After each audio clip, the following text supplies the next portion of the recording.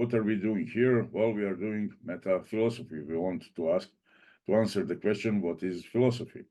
And the good way for answering that question is a case study. So what would be case study in meta philosophy?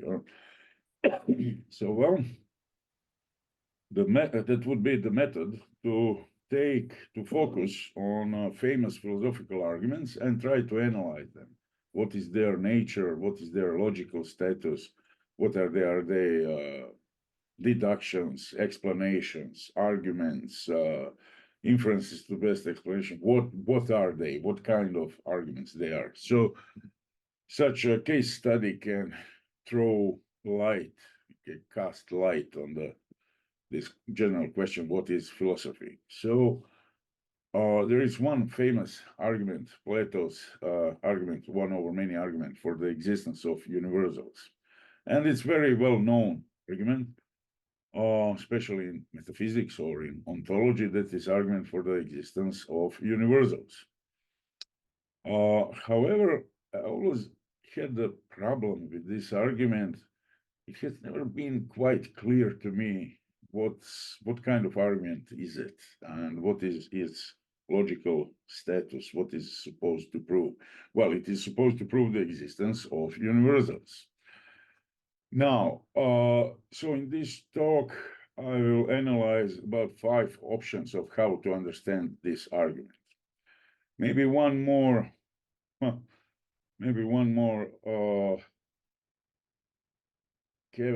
more thing to say before we start about Plato and Plato's philosophy. I'm not primarily interested in Plato and Plato's philosophies. I'm primarily interested in how's this argument used today. But if somebody has comments related to Plato and Plato's philosophy, of course, these comments are welcomed, of course. So the kind of comment that is not what Plato had in mind, it's not of primary focus here, but it is certainly relevant. Now, good. Let's go one over many. So the usual formulation of the argument is that only the assumption that universals exist can explain the fact that particulars resemble. Since particulars do resemble, we have to accept the assumption that there are universals. Or in other words, since there are things that have the same shape, the same size, the same color, so on, that are made of the same material, we have to admit that there are shapes, sizes, colors, materials, etc. Maybe before we proceed, just to mention just very general comment in discussion about universals. There are realists, they believe that universals exist. There are nominalists, they believe that universals do not exist, that there is no such thing, that it's kind of philosophical invention, medieval scholastic entity or something, that there are no such things as universals. Prima facie, there are universals.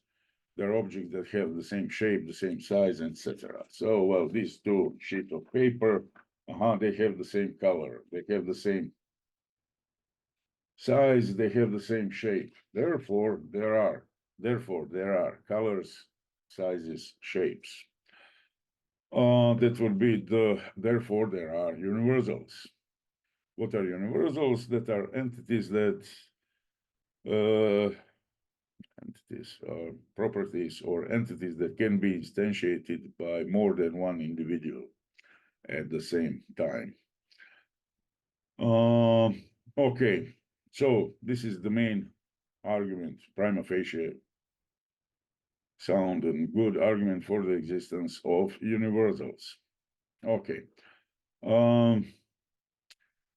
So what Alicia Ney say in her introduction to metaphysics, an argument for realism about universals that start from a premise about similarities between a group of objects and concludes that there is a universal, one that runs through these individual objects, the many. That is why the argument is called one over many. So one color or one size or one shape runs through these two sheets of paper and many other pieces of paper.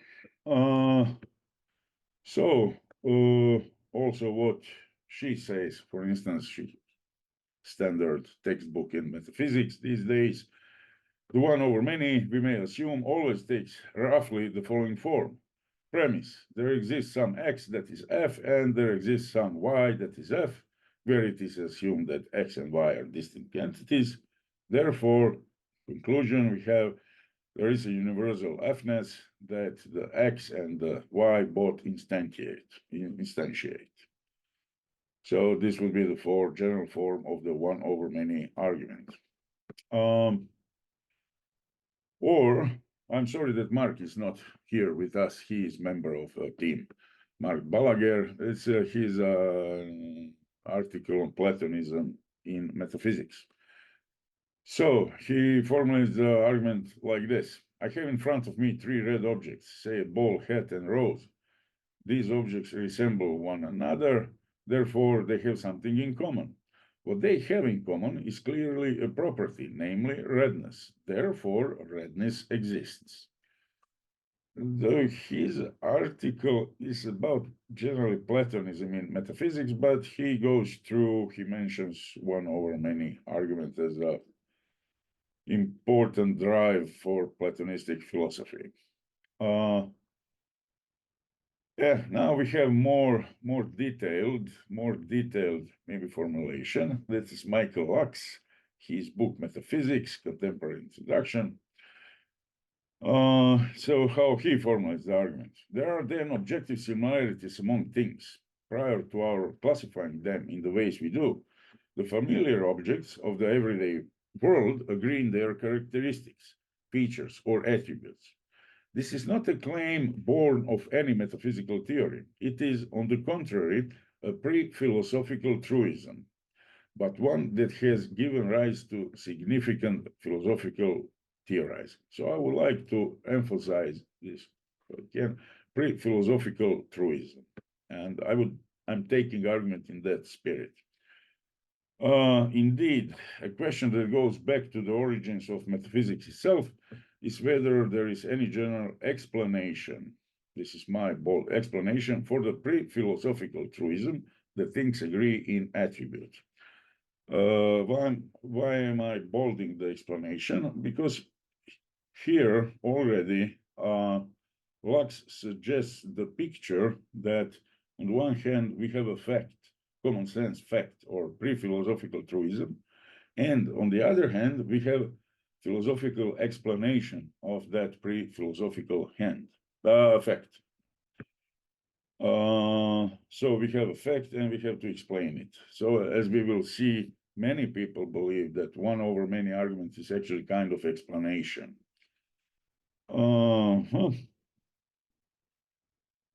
Now, again, Lux,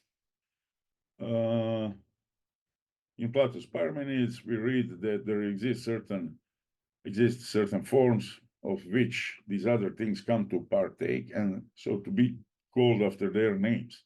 By coming to partake of likeness or largeness or beauty or justice, they become large, like or large or beautiful or just.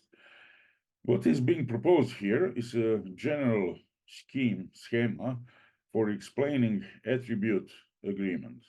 General schema for explaining attribute agreement. So the schema tells us that where a number of objects, A to N, agree in attribute, there is a thing phi, and the relation R such that each of R to N bears R to phi.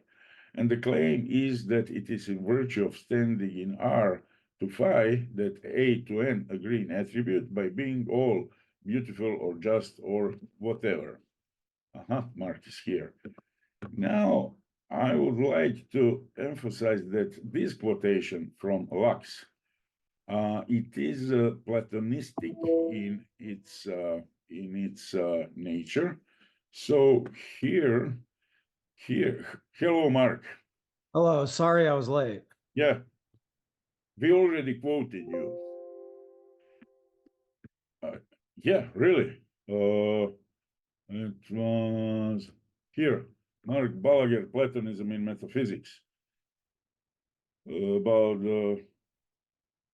the formulation of the one over many argument. So,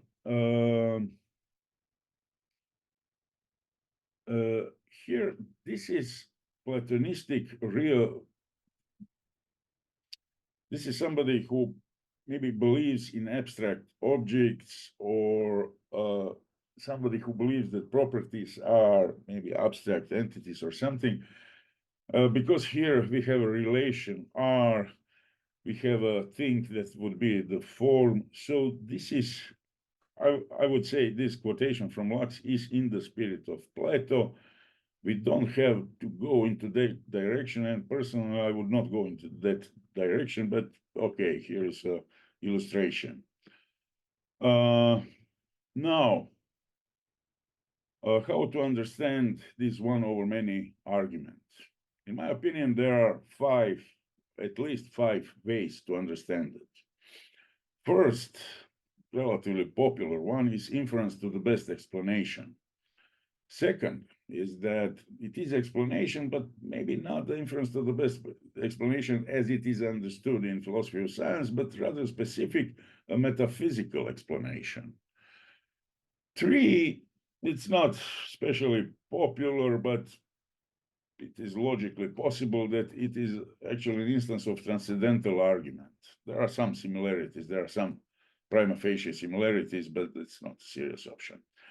Now, one option that maybe we should take seriously is four, that it is an easy argument in the spirit of easy ontology, light ontology, and so on. And fifth option is that it is demonstrative argument that shows something. And I'm inclined to number five, although sincerely, I'm not sure what is the case. So we have one over many argument, and the question is how to understand it. What we have here are five ways we can understand it. Any questions, comments before we proceed? Can I ask you just one short thing? Mm-hmm. Do we ask questions? Are you now going to go over these readings? I'm going through the lecture. It is conceived as a classical lecture. Okay. If you have something, especially clarification questions, just raise your hand electronically or physically, and it's okay. It's okay if you interrupt me. Yeah, okay. So now you are now going to explain these interpretations, right? Yes. Of the argument. Okay, great. Now let's go to number one. And for this reason, I'm especially glad that Mark is here with us. So we can think of this argument as an inference to the best explanation. There is a fact that requires explanation, namely that the three objects resemble each other. The explanation is that they all possess a single property, namely redness. Thus, Platonists argue, if there is no other explanation of this fact, that is, the fact of resemblance, that is as good as their explanation, the one that appeals to properties. Then we are justified in believing in properties. So this is how Marx put it. Well, here we have, I don't know whether we should go and watch this on YouTube. Maybe not. Amy Thomason, she has a Pufendorf's lecture, June 2022. It's from 14 to 15. She talks about, actually, this is the idea that metaphysics is explanatory activity or discipline. She believed in this, and many other philosophers believed in this. However, she's kind of giving up this picture. So she's explaining in her video in her lecture, she explains the picture, though she makes a distance toward this picture. She wants something else instead, and so on. So this is not anymore 100% her view that metaphysics is explanatory idea. But she's also one author, one good and famous author, who argues that what we do in philosophy, especially in metaphysics, we are doing the inference to the best explanation. That is the methodology that we use. Now, so we have, at least prima facie, we have Mark Balaguer and Emmy Thomason. So they would argue that one over many argument is an instance of inference to the best explanation. Now, I think it is not. It is not an instance of the inference to the best explanation, at least not in the sense as this expression is used in philosophy of science. So, who introduced the explanation? It was Gilbert Harman in 1965, Inference to the Best Explanation. This article became, idea is very, very widespread, very fertile, famous. So this is, his idea is that inference to the best explanation corresponds approximately to what others have called abduction, the method of hypothesis, hypothetic inference, the method of elimination, blah, blah, blah, blah. Okay, so this is from his article. Now, what he wants to do, Gilbert Harman, he wants to justify enumerative induction. Actually, that was a big deal back in 60s. The idea was that if we can justify simple induction, enumerative induction, that will almost automatically be the justification of science, because science was seen as inductive thing, while logic and mathematics are deductive. So he wants to show that enumerative induction is in fact an instance of the inference to the best explanation. And his idea is that inductive inference is justified if and only if hypothesis is the best explanation of the evidence. So if and only if the hypothesis that all ravens are black is the best explanation of the evidence, that first raven is black, the second raven is black, and so on. So that is his picture. It's actually a good trick. It's actually a good trick. We don't need I don't know, meta induction. We don't need the hypothesis of the uniformity of nature. So the point is that if we have inductive inference, when the conclusion is justified, if and only if the conclusion or the hypothesis that we have in the conclusion is the best explanation of the evidence that we have. So uses of inference to the best explanation are manifold. When a detective puts the evidence together and decides that it must have been the butler, he is reasoning that no other explanation which accounts for all the facts is plausible enough or simple enough to be accepted. So, detective. Then we have a scientist. When scientist infers the existence of atoms and subatomic particles, he is inferring the truth of an explanation for various data, which he wishes to account for. Actually, this case of inference to the best explanation about that our belief in atoms and electrons and so on is justified because of the inference to the best explanation is what justifies our belief in atomic and subatomic particles. It was a very common thing in a philosophy of science. So there is these cloud chambers or Wilson cloud chamber. Electrons passes through these chambers, and on the screen we have traces. So then Hilary Putnam, Richard Boyd, they made a big deal out of that. It was a central case for so-called scientific realism, that is realism in philosophy of science, realism about atoms, electrons, and so on. Putnam and Boyd. Even in the area of ethics, Nicholas Sturgeon, David Brink, and so on, they used the same inference, they tried to use the same inference for proving the existence, the reality of ethical properties like injustice, justice, goodness, and so on. So that a thing exists if and only if it enters into the best explanation of some phenomena. Phenomena are not questionable, we agree about them, however, we are not sure about the explanation. Now, so this was how it was used, this idea of inference to the best explanation, how it was used in philosophy, primarily in philosophy of science, but also in ethics. It was so-called moral realism, naturalism, or Cornell realism, or New Wave realism.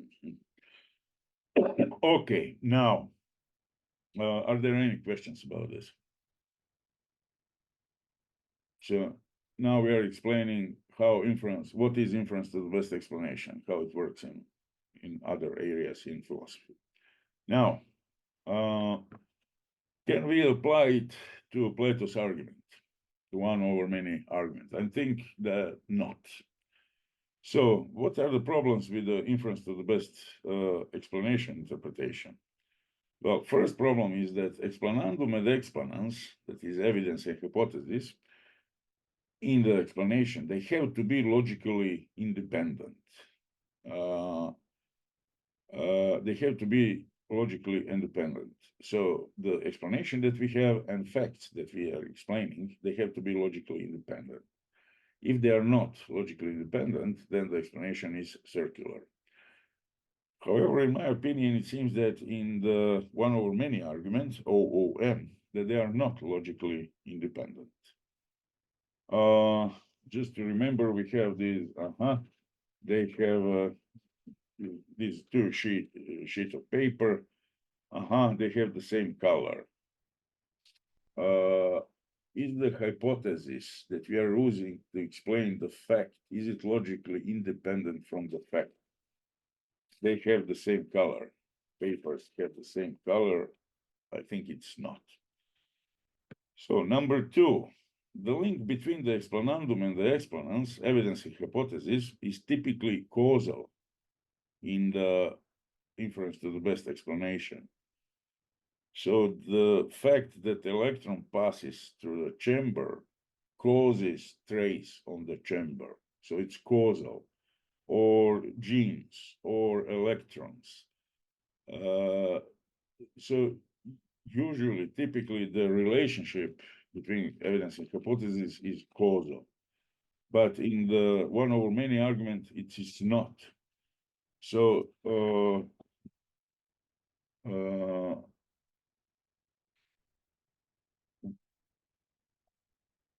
the hypothesis that there is a universal whiteness is supposed to explain the fact that these two sheets of paper, that they have the same color. Would that be causal? I think not. I think it is not causal. It's not that universal causes the resemblance in the color. Now, three, inference to the best explanation is non-deductive. It is not a deductive argument, non-deductive argument. While on the other hand, the one over many argument, it seems that the conclusion is somehow contained in the premises. So when we have these two sheets of paper, they are both white, therefore they have the same color.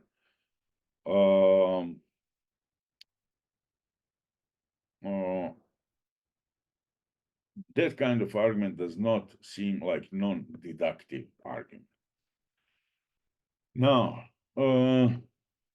so further, inference to the best explanation typically grasps or grabs causal processes in the world. However, the instantiation of same universal, it's not a causal process. The fact that two papers have the same color, it's not a causal process. So the fact that, if you want to put it that way, the fact that they instantiate the same universal, or the fact that they have the same color, is not caused by universal of whiteness. Now, the hypothesis that universals exist enter into the best explanation of the fact that particulars resemble. So that would be the reconstruction, this inference to the best explanation, reconstruction of the argument. So the hypothesis that universals exist enters into the best explanation of the fact that particulars resemble. I would even accuse this kind of explanation as a virtus dormitiva explanation. And I would say that nominalists like Michael David, that they are right about this point, that there is no explanation here. It may seem like an explanation, but as a matter of fact, it is not. So the hypothesis that universals exist just is the fact that particulars resemble. Because in order to have an explanation, this hypothesis that universals exist has to be logically independent and causally responsible for the fact that particulars resemble. However, it's not like that. The hypothesis that universals exist, in this case, whiteness, that just is the fact that we are going to explain, that we want to explain. That just is the fact that particulars resemble. It's not some other fact. Okay. Any questions or comments about this? So what are we doing now? What am I doing now? I am rejecting the understanding of one over many argument as an instance of inference to the best explanation. So I want to show that it is not.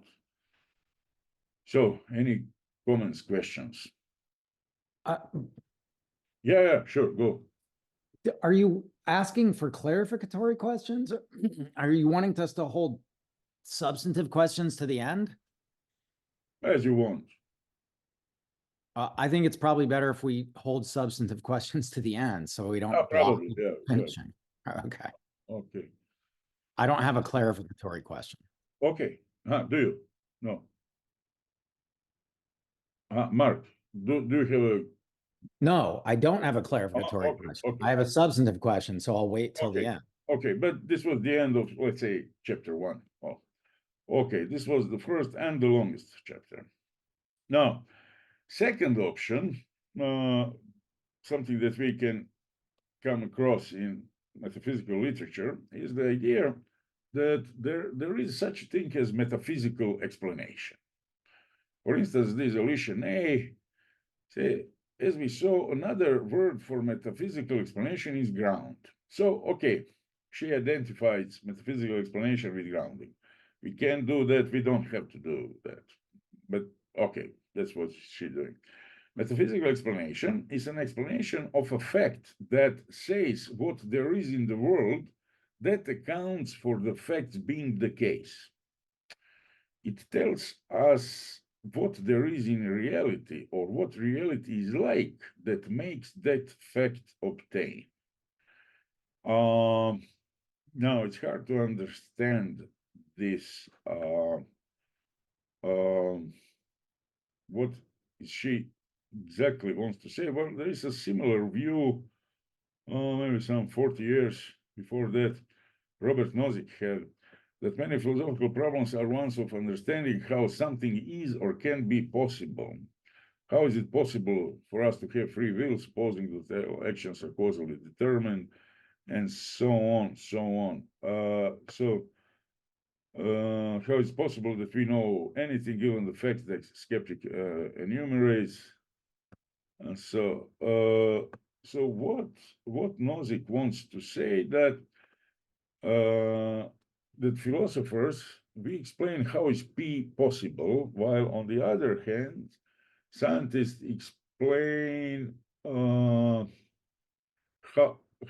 come that P is the case. So scientists explain why P is true, while we philosophers, we explain how is P possible. Well, I'm also not quite happy with that, but let's go back to Alicia Ney.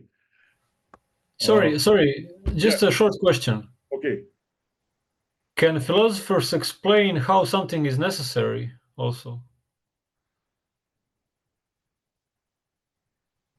We are missing Tim today.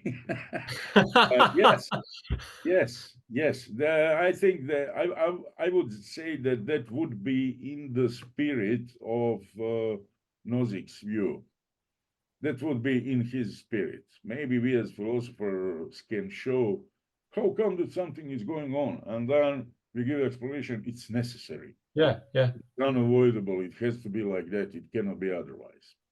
So basically, metaphysics gives modal explanations, right? How something is necessary, how something's possible. Maybe. But here, when Nozick talks about possibility of P, he's not contrasting possibility with necessity. He just, how come that something like P is possible? That such a mountain, such an animal, such a thing. Okay. Yeah, Mark. Okay. Just to I mean, this is super controversial. Some metaphysicians like E.J. Lowe think that like the very essence of metaphysics is discovering modal facts. At the other end of the spectrum, there's people who think that all of the metaphysical theories that we argue for and against are either contingently true or false, like Platonism and nominalism, if true, are only contingent. Presentism and eternalism, if true, are only contingent. And so those people would obviously not have any view like E.J. Lowe. And then in between, there's like all sorts of other views. So it's like there's no settled view about the role of modality in metaphysics. That's all controversial. Good. Thank you, Mark.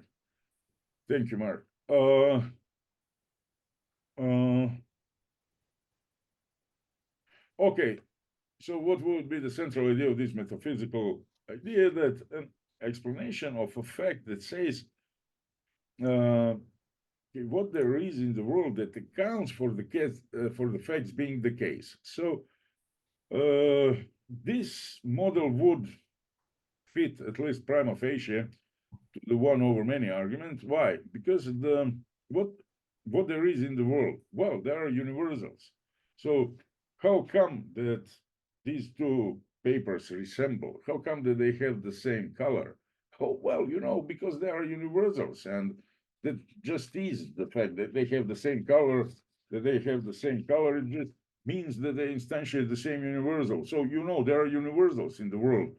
So, so there is nothing special, there is nothing problematic in the fact that they have the same color, because universals exist. Well, there is such a thing as universals. So that would be maybe the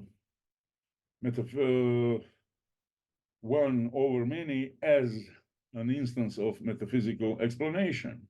Okay.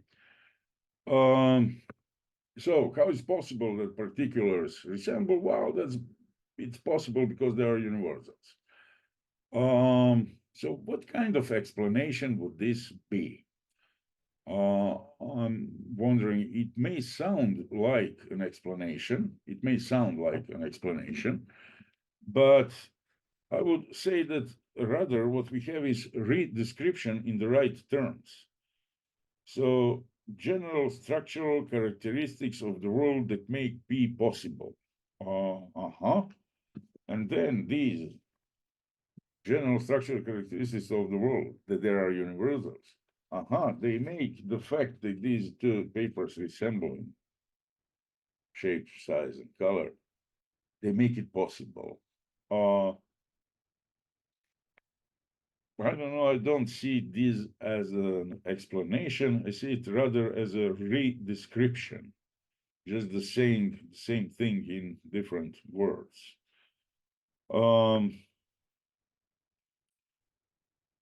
So Well, nevertheless, it seems better than inference to the best explanation in so in metaphysical explanations, the requirement of independence of explanandum and exponents is not so obvious anymore.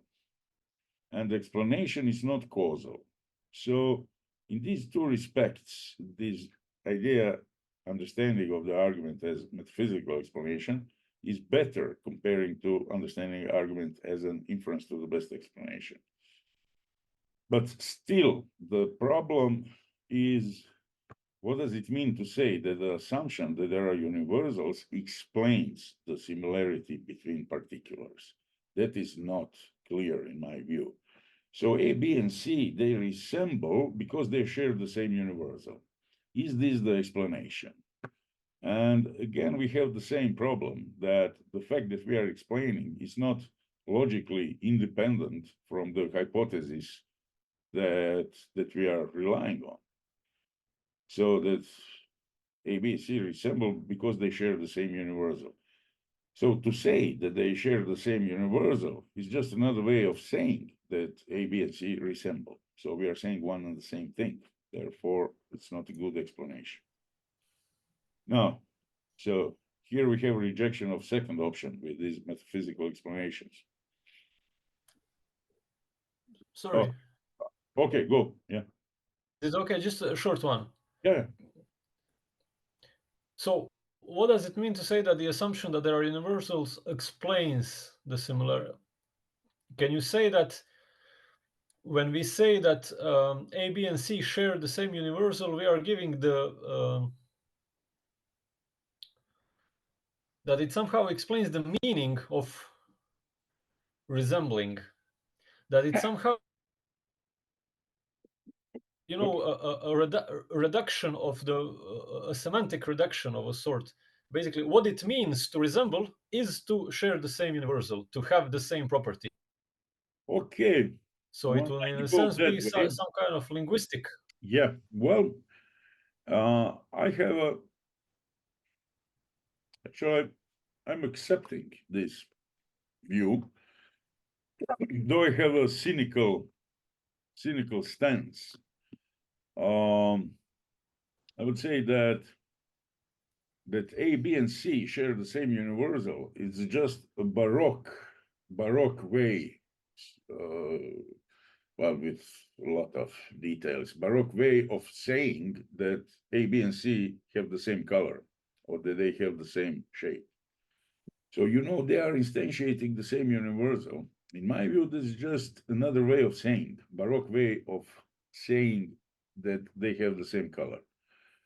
Now, is that can be some progress in knowledge, maybe semantical, as you said.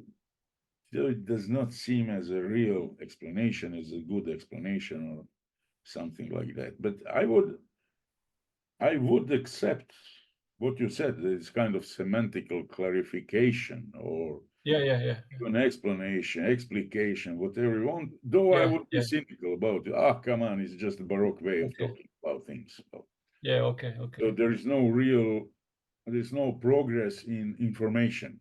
We don't know anything new, we just know different word for the same old fact. That will be my ground for rejection.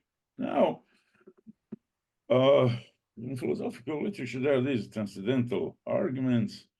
They go back to Kant or at least to Barry Stroud. So the idea is that sometimes we have such arguments or explanations, if you want. B is possible only if A, B, therefore A. So A wouldn't be possible without B, since A is the fact.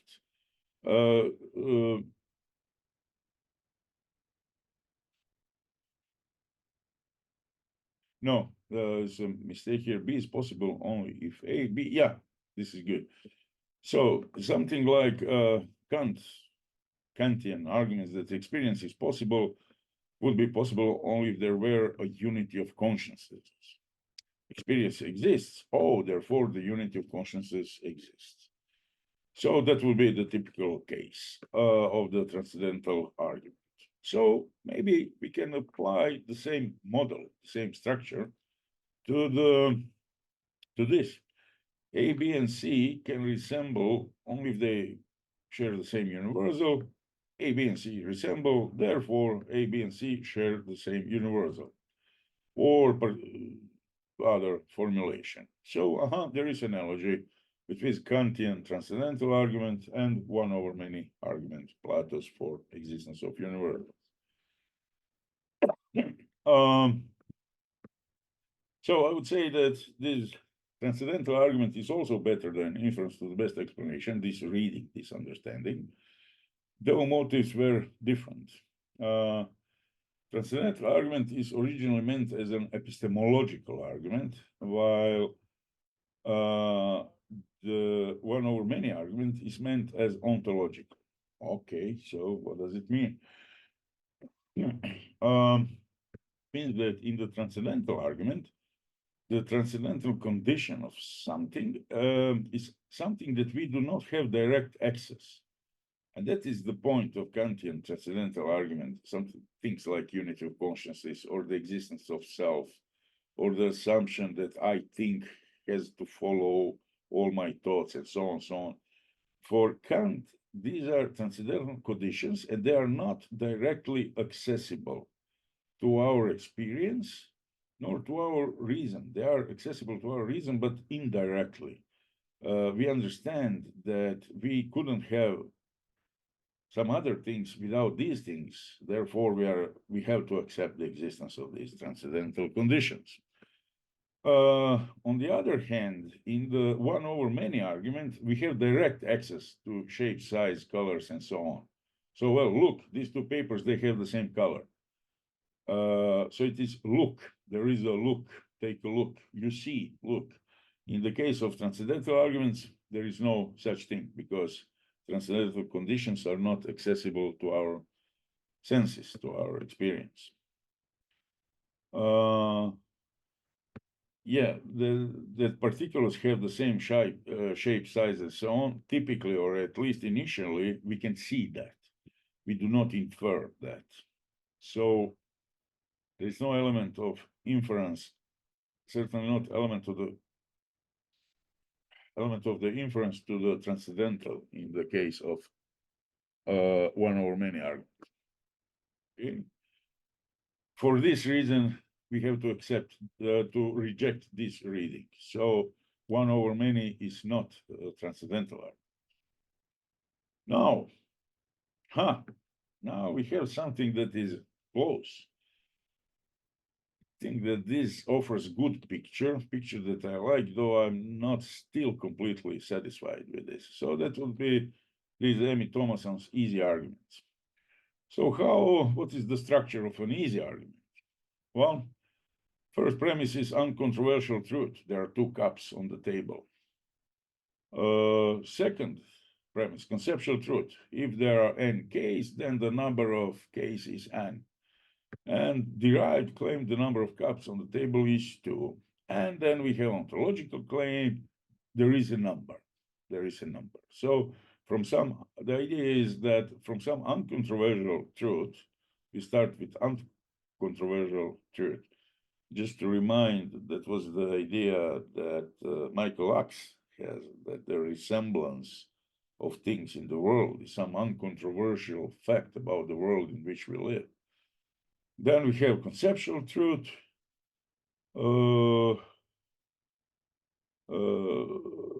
Then we have derived claim and so on. So we can reconstruct one over many argument as an easy argument. So this would be the reconstruction. A, B, and C are F. That's uncontroversial truths. Papers are white, rectangular, thin, thick, dirty. So conceptual truth, if A, B, and C are F, then there is something that they have in common. Derived claim, there is a property that they share, Fness, and ontological claims, there are universals. So that would be an easy argument for the existence of universals, and actually the one over many argument can be reconstructed as this. In my opinion, this is very good reconstruction, close to the truth, though maybe not completely. I think so. Here, conclusion, the ontologic in the easy argument, is seen as implicitly contained in the previous steps. Now, so this is the characteristic of the easy arguments, that Thomason sees easy arguments as that we are somehow squeezing some juice out of the uncontroversial common sense facts. We are squeezing some philosophical juice. And the idea that the argument, the easy argument, is a matter of analysis, probably conceptual analysis. So that idea is that as soon as we have one, we are ontologically committed to the existence of universals, that is to the step number 4. Like it, no matter whether we like it or not. Oops. And so I think there is a spirit of easy ontology in the one over many argument, but is the one over many argument an analysis? Do we analyze something in the one over many argument? So look, these papers, they have the same color. Look, they have the same color. Are we analyzing anything here? Well, in a sense, obviously we do, but it seems that we are not analyzing meanings or concepts or criteria, implicit or explicit criteria, as we do in the easy argument. I would say that in the one over many argument, there is no surprising conclusion that is hidden in the previous steps. You see, they have the same color. Therefore, there is a color that is in both of them. I'm not sure about this claim, but I have a maybe impression that there is some difference between easy arguments and one over many. So the question is whether one over many is an instance of the easy argument. I take seriously this option. I think that this option is good and interesting, maybe even true, but okay, let's go to the 5th option. I think that my view is that things are even more basic and even more simple. Now, what is demonstrative argument? There is something that I call demonstrative arguments. And in philosophy, there are such arguments we will see. They are supposed to convince you by showing you, by demonstrating. So demonstrative arguments are arguments that show something. They point to the obvious. Look, you see, take a better look and you will see that, blah, blah, blah. So it's perhaps something like intuitions. So we can refer to senses, or we can refer to some a priori capacity. So we can formulate demonstrative arguments in the form, in steps, in premises and conclusions and so on. But that's not the point. The point is that it shows something that is obvious. So although demonstrative arguments can be formulated in premises, conclusions, inference, blah, blah, that is not the point. The point is that they are pointing to something obvious. So what would be the examples? Well, there are famous examples. G. Moore's proof of the existence of the external world. So here is one hand, here is another hand, therefore there are at least 2 physical objects, therefore external world exists. So this would be the case of demonstrative argument. Look, it exists. Though, well, sincerely, the point of Moore, as far as I understand it, is, well, this is the usual way of proving that things exist. And we have to accept it because we don't have a better way of proving that things exist. Then skeptic would say, oh, but it's not good enough. And then my view, Moore's point is we have to accept it because we don't have anything better. Well, okay, so this, at least prima facie, Moore's argument can be understood as demonstrative argument where we are demonstrating something. Or Max Black is pointing to something obvious. He talks about Leibniz law, his known article from 50s, I think. So imagine that the world contains only two iron balls that are qualitatively indiscernible, yet they are numerically distinct. So look, Leibniz law is just false. You can see that qualitatively identical objects need not be numerically identical. You can see, since this is a thought experiment, C is say inner eye, see by your intellect. So this would be qualitatively similar spheres. So well, look, they are exactly the same qualitatively, but they are numerically distinct.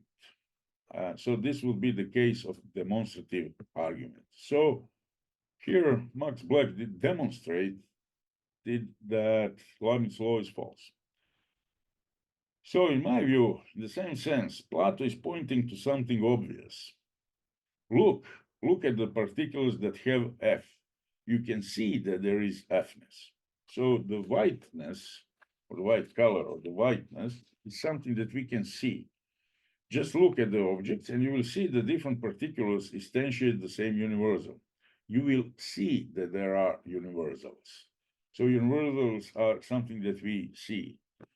In the one over many argument, we are not inferring, we are not deducing, we are not explaining, we are just seeing the obvious, we are showing the obvious. That will be my reconstruction of the argument.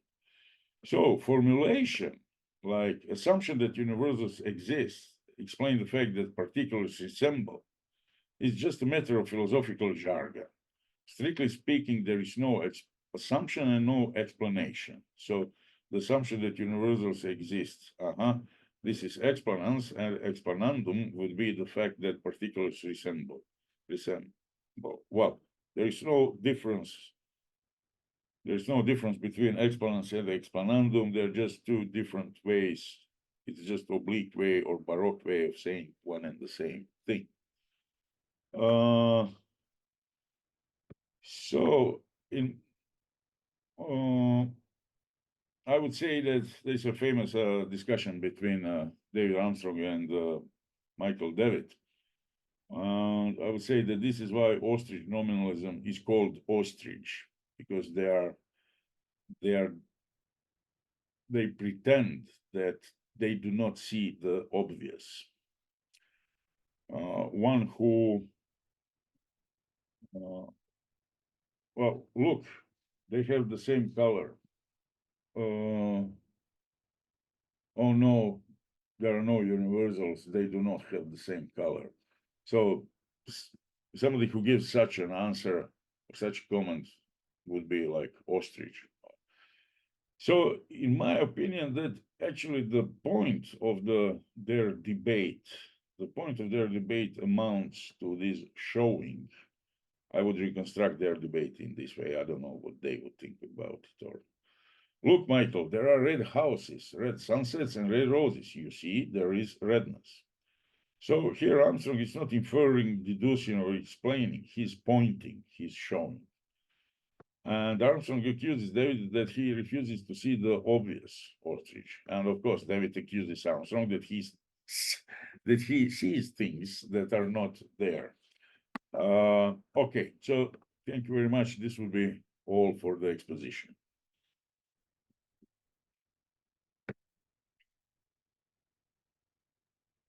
Now, comments, questions, substantial clarification.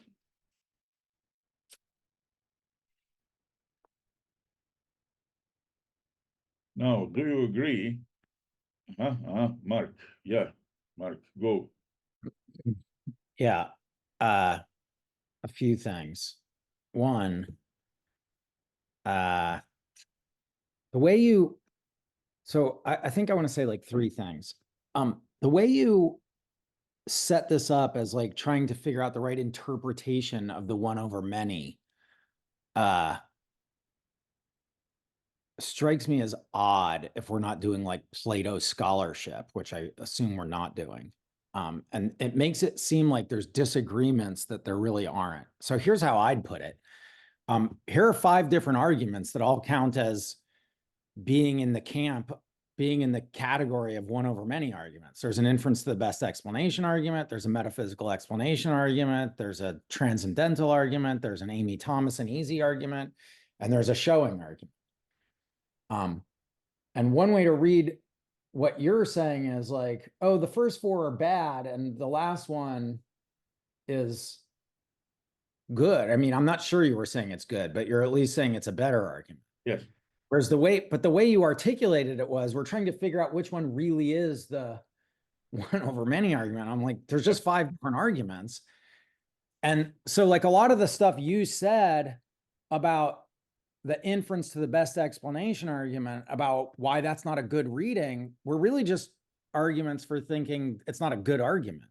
And they were in fact, like, so you listed me as somebody who said that the inference to the best explanation is that the one over many is an inference to the best explanation. But I don't think that I think that. I think I was just going, here's a one over many argument that in fact is an inference to the best explanation. If somebody argues like this, so somebody argues like this, the house and the ball are both red, that's a fact. I've got an explanation of it. They both have the same property. That's the best explanation. Therefore, properties exist. If somebody says that, they in fact are giving an inference to the best explanation argument. Now, you might think it's a bad argument, and you gave your reasons, and I do too. Like in that very same paper that you were quoting, I'm like, this isn't genuinely explanatory. This is a bad argument, which is just what you said.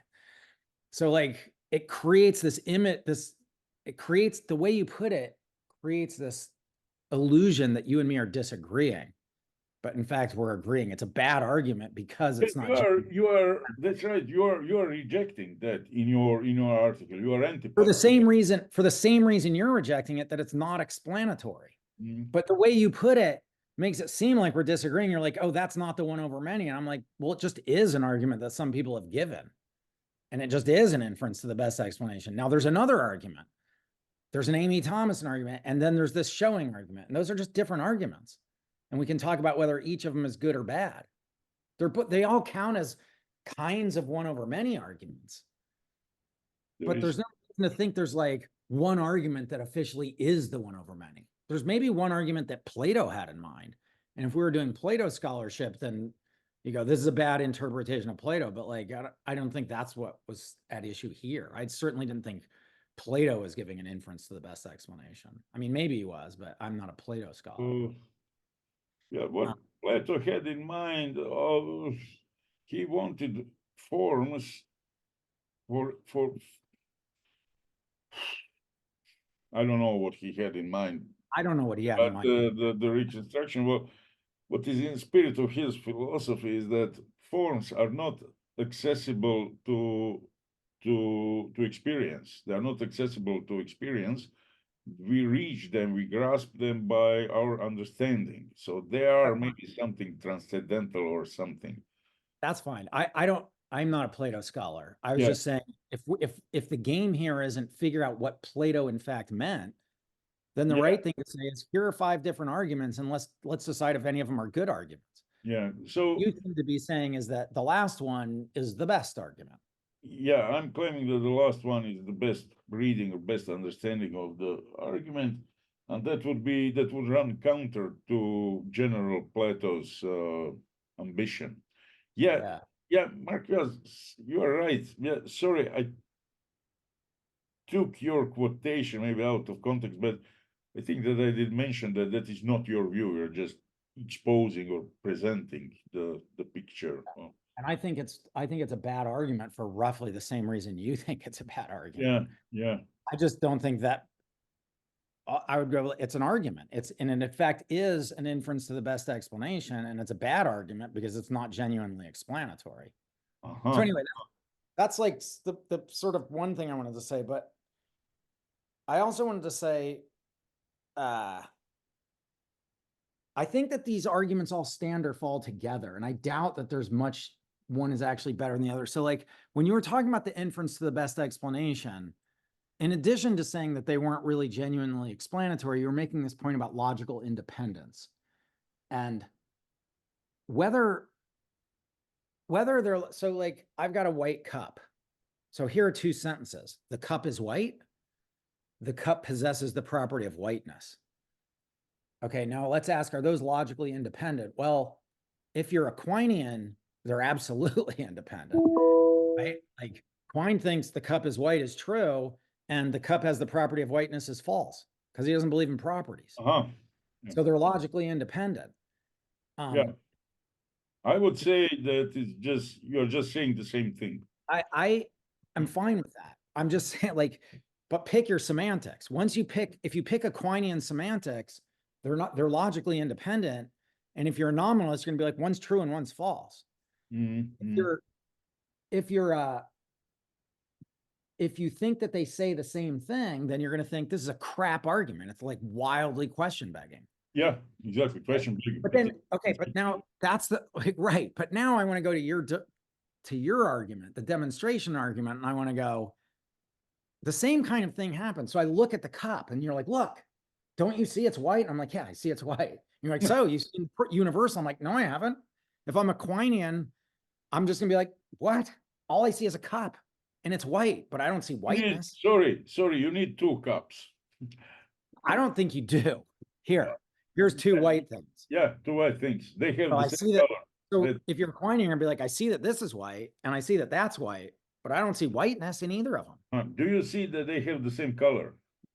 No, I see that they're similar in a certain way. I think it's just simply false to say, oh, well, these two papers, they don't have the same color. They do have the same color. It depends on this is the point, it depends on your semantics. If you have the semantics that when you say this has the property of whiteness, that's just a weird way of saying it's white, then you're like, yeah, they have the same color. But if you have a different semantics, you're going to be like, no, I don't see that there's a color in there. I see the cup and I see the headphones and I see that this is white and I see that that's white, but I don't see whiteness in either of them. Yeah. So like, I mean, obviously you can disagree about this, but my point is that like, it seems to me that all five of the arguments stand or fall together in a similar kind of way. And it has to do with this move from like, I mean, your way of putting it makes it really clear. It has to do with the move from going from, I see that it's white to it's got whiteness or something like that. Anyhow, that's. The interesting thing is you said that there are five different arguments. I would say that there are five readings of one and the same argument. So maybe I am Platonist about arguments, but I would say that it is one and the same argument, just five different readings. But why? So here's one person actually says these words. Here's a fact. The cup is white. Here's an explanation of the fact. The cup has the property of whiteness. Here's a claim. That's the best explanation we have. Now let me argue that it's the best. And they say all of that. And you go, okay, that just is an inference to the best explanation. Then you have some transcendental Kantian comes along and they say the argument, but they use the transcendental language and the conditions for the possibility. And like, okay, that is a transcendental argument. Why think that those are two readings of the same argument? It's actually the words are different.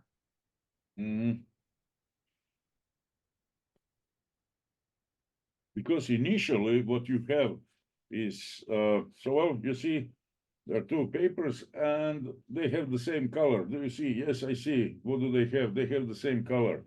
Therefore, they are universals because. Yeah, that's the demonstration argument. Yeah, demonstration argument. It would be. Yeah, but then a person sitting right next to this gives the inference to the best explanation argument. Why think those are the same argument? They're similar. They're both in the same family. But one person used the word inference to the best explanation. Well, they have the same purpose, the same point, the same initial starting point. They want. I mean, I agree. They're all same thing. Therefore, it is the same argument. We have two different readings of one and the same. here's a different, instead of reading, we have two different versions Yeah. of one argument family, namely the one over many family of arguments. And one way to develop it is in an inference to the best explanation way. And Yeah. another way is in the demonstration way. And a third way is in the Amy Thomason way. They're close cousins of each other. They're both arguments for the existence of universals. So yeah, depends how do you individuate arguments. Well, maybe I didn't think about it, but maybe what I had in mind is say all the thick book history of philosophy, and there you have Plato, one over many, Republic, Parmenides, so on. That's one argument. And this is how many arguments we have, only one, because I don't know, Nicola Bagnano wrote huge history of philosophy, or whoever did count or that as one argument. For that reason, it is one argument and 5 different readings or developments or understandings. Though, strictly speaking, what you said is true. There are different words. They're uttering different words, and therefore they are closely related, but nevertheless, there are different arguments. So I don't know what to say. Maybe I'm, how do I individuate arguments? Well, take a history of philosophy, and P, Plato, blah, blah, blah, one over many, so this is the argument. What we have further are different versions of one and the same argument. So strictly, you are right. Yeah, they are saying they use different words, different sentences. Therefore, we are dealing with different arguments. Okay, there is a list of people. Well, I think that writer, Mattia, first. Okay, go. Okay, go, Alexander. Thank you. Does the possibility of epistemological and or metaphysical vagueness have any importance for evaluating these arguments? For example, we have a collection of items. Some of them are red, some of them are some of them are orange, and some of them are either both and neither, or we cannot determine. Maybe that will go in favor of transcendental reading. Why? Here you have, say, that these papers that they are red, light red and dark red. They are of the same color. They instantiate the same color, the redness, but they do not instantiate the same shades of red.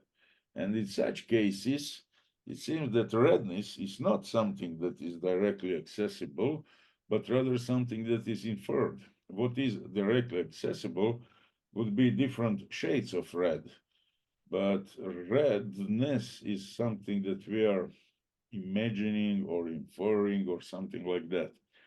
So, in that case, the universal is not directly given in experience anymore. We are inferring the universal. And for that reason, your question is relevant. Then discussion goes in different way, different direction. Yeah. Writer.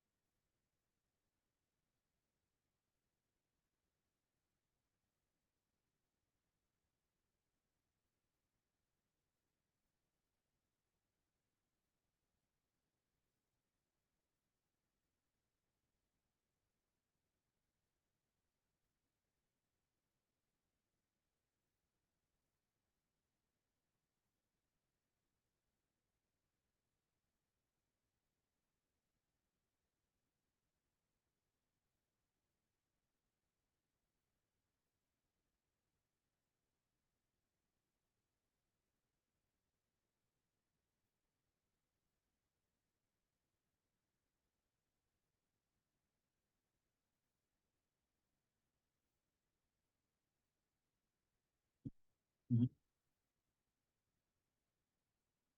it helps. It helps the view that say easy ontology reading of the one or many argument would be the right one, the true one, the correct one, and so it's getting closer, yeah. Because my comment was, well, look, we are not analyzing anything, we are just showing. And your comment is, well, in the case of Thomason numbers or whatever, we are also not analyzing, we are using. So it wouldn't be fair from my side to accuse her or reconstruction of Platter's argument that there is some analysis, there is no analysis, you just use it. So yeah, is it? Yeah.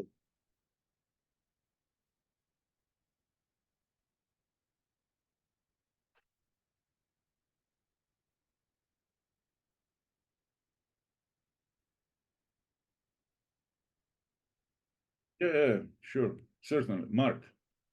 Yeah, okay, Mark.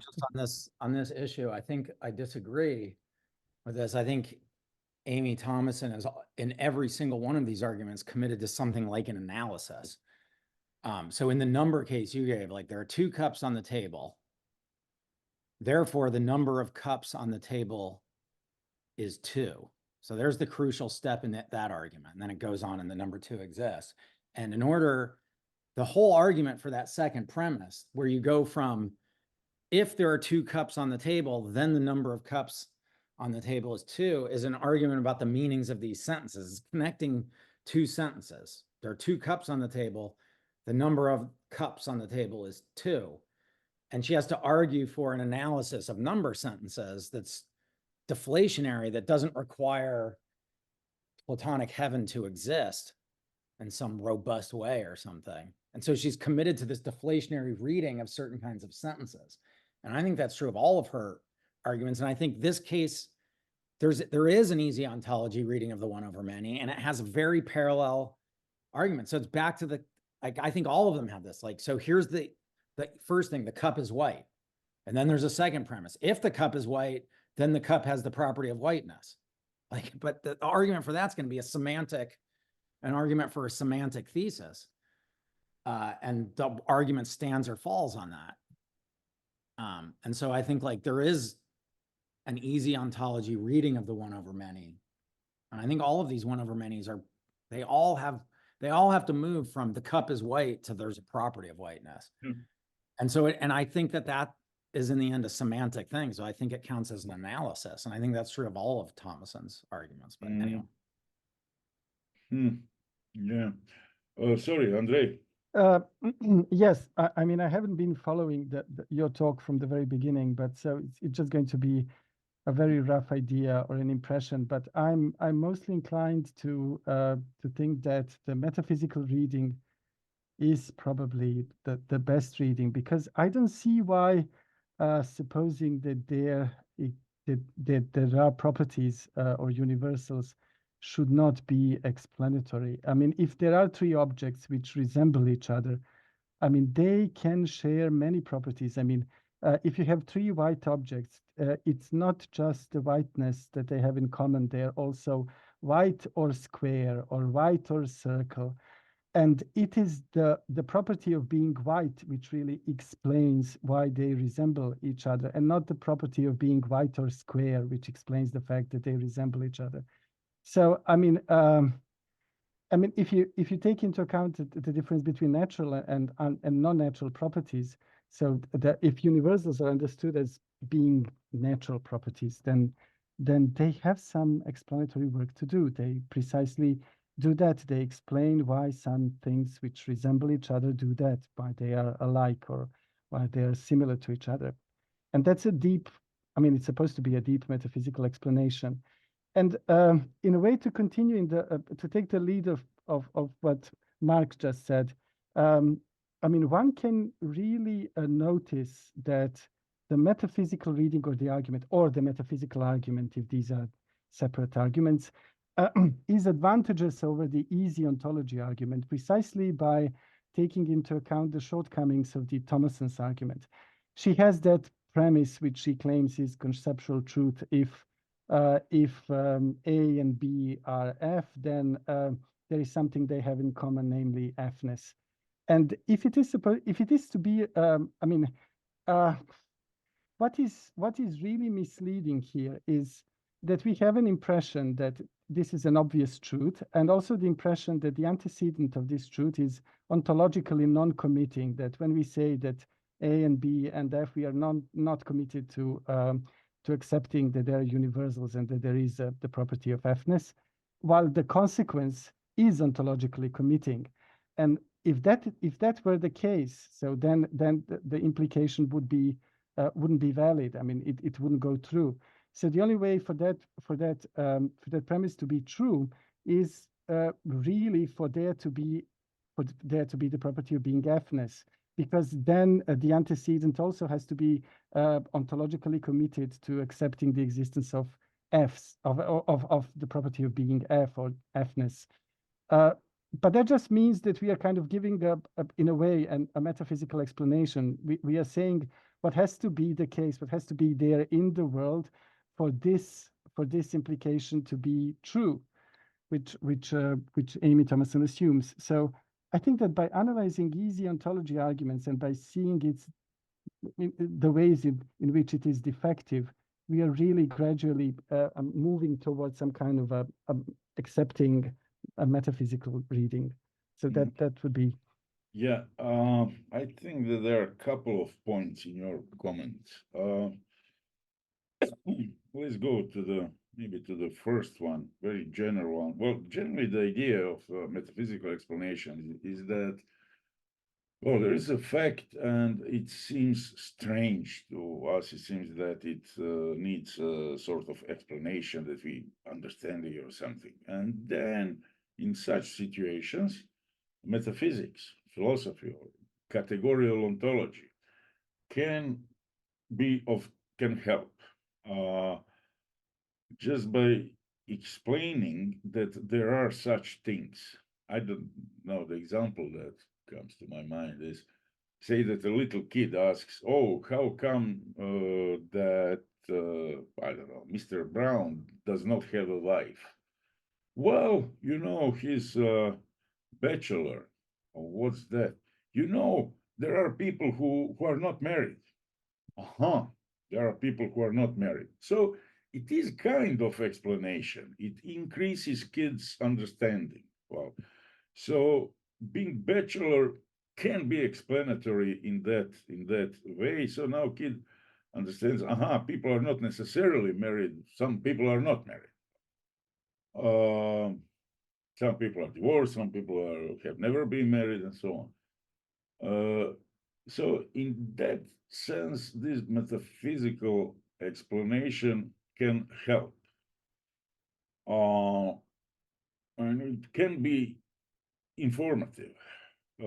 So how come that these two things have the same color? How come that they resemble? Well, you know, there are universals. Things can have the same color. There's nothing wrong with that. There's nothing strange with that. So in that way, it is explanatory in the sense that it points to some general characteristic of the world that helps us understand it. That would be the first point of your. I mean, do you consider by universals just natural properties or any properties whatsoever? Yeah, that's a good question. I would rather stick to natural properties. Well, if you stick to natural properties, then you really do have a proper explanation. I mean, three white objects are similar because they share the property of being white, and not because they share the property of being white or round. So that's a proper explanation. And here is whiteness doing some explanatory job. So I do think that you have some kind of a proper metaphysical, and that's a metaphysical explanation. It's not a causal explanation. It's, I mean, it's a case of grounding, if you want, if you like it. So yes, I mean, if you if you go further that way, and if you suppose, like some authors do, like that there are some kind of necessary connections between some universals or natural universals understood that way or natural properties, then you have some law-like connections between universals. You're kind of really reaching at a deeper level, and which explains the why. Okay. Yeah. That will be the third point. Yeah. So let me go back to the second point. What I see as the second point is that, okay, we have there is a cup and lighter and something. They resemble in one aspect, in what aspect in color they are both white. They do not resemble in shape, in size, but they resemble in color. Therefore, shape and size are not explanatorily relevant, while color is explanatorily relevant. In this case, that cup and lighter resemble. I mean, shape and size can be explanatorily relevant. Only the disjunctive property, which I've just concocted, is less explanatorily relevant than just the color. Yeah. Let's go to more basic level. So shape and size can be explanatory in some other context, but not in this one. In this case, cup and lighter have the same color, they don't have the same size and the same shape. So color is explanatory, size and shape are not explanatory in this context. So what this shows? It shows that there is explanatory relevance of properties or of universals. That would be some are relevant in some contexts, some are not, or actually true or false. Yeah, I mean, we can literally say that they are similar to each other, that they resemble each other in virtue of sharing the property of being white. And it really, and now it's beginning to sound like the typical story about grounding. Yes. In virtue of, well, yes, in virtue of sharing that property, and not just they resemble in virtue of sharing the same. Yeah. There are many properties they share. I mean, but many of these properties are kind of concocted disjunctive properties, which do not explain for any kind of similarity between objects. So yes. My worry here is, what does it mean that they resemble? How well? Take a look at. Well, that's something we directly. What does it mean that they resemble? Well, it means that they share a property, that they have a common property. Then again, we don't have a explanation. It seems to be circular again. If resemblance means having the same property or sharing the same property, we cannot have any real explanation. Maybe semantical, but not real explanation. Yeah, Mark has a comment. Yeah, I just want to jump in on the side of this is not a genuine explanation. So one way to think about this is, so you've got a red ball and a red house, and if in the science, like a scientist would be like, of course I can explain why they resemble each other. It's because this one reflects light. This one's red because it reflects light in a certain way, and this one's red because it reflects light in a certain way. And I'm done. I've explained it. And then you go, oh, but you've just appealed to another predicative fact. Now you've just appealed to reflects light in a certain way, but that's another property. And then the scientists can go, well, I can explain why it reflects light in a certain way. And they tell this scientific story, and like they keep following science all the way down until they get down to two electrons. And they're like, this electron has this fundamental property that science can't explain. Like it's whatever, it's negatively charged, say. And this one's negatively charged. And then now the Platonist steps in and goes, I can explain that. And the scientist gets really excited, right? Because they can't explain it. For them, that's bedrock. And the philosopher is saying, I've got an explanation. So they call a conference. And the philosopher gets up on the stage and they're all waiting. Like, why are electrons negatively charged? And the philosopher says, here's the explanation. It's because it has the property of being negatively charged. And the scientists are like, I want my money back. I'm going home. Because it doesn't feel explanatory at all, at least to me. Yeah, that would be this virtus dormitiva. Yeah. Definitely. Yeah. Mia. Yeah, I think it will be similar with the explanation of why blood is red.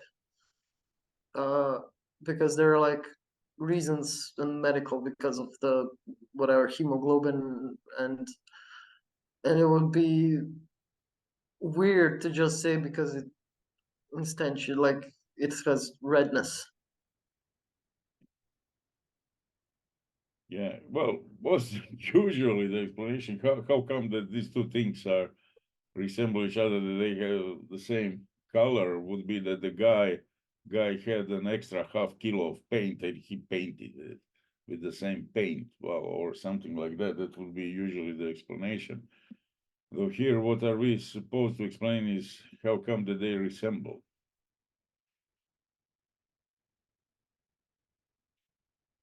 How come that blood and what apple resemble in one aspect? That would be the Yeah, but they don't resemble because of the same reasons. In a way. resemble because they have the same color. They're both red. Yeah.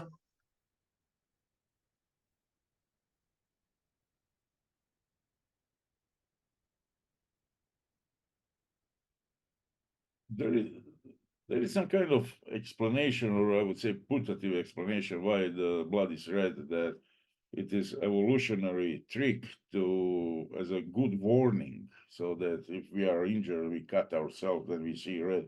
Well, then we are reacting. I doubt that is a good explanation. It's just happened. So the color of erythrocytes, white and red blood cells and so on. I doubt that there is a wise why the wisdom of evolution kind of warning. I'm not sure about that. Yeah, Mark. Yeah, just, I mean, what counts as an explanation depends on context, right? So in the medical case of blood, you're not looking for like, oh, because it reflects light in this way, right? You're like, wait, why does it reflect light in that way? Oh, because hemoglobin, blah, blah, blah. And it's a similar thing. Like if somebody's like, wait, why are these balls red? And like, oh, it's about light reflection. And in a certain context, that makes sense. But another context, like you go on vacation and you had a white house and you come home and your house is red. And you're like, why is my house red? And you certainly do not want the answer, oh, because it's reflecting light in a certain way. It's because, oh, your neighbor came over and painted the house. That's the explanation, right? So it like depends on the context. What counts as a good explanation? Yeah. That is relevant. And the main question here is there any context where, because they instantiate the same universal, is good answer? Yeah. My view is never. Never. That's Never even be like, oh, that's why. Why is the house red? Well, because it's got the property of redness. Like that's never a good answer to the explanatory. Yeah. Why morphine puts you asleep? Oh, because it has a property.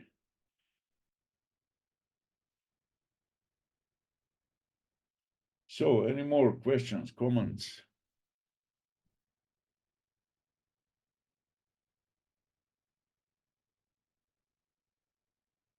I have an idea, but I don't know if I can phrase that well. But sorry, Philip.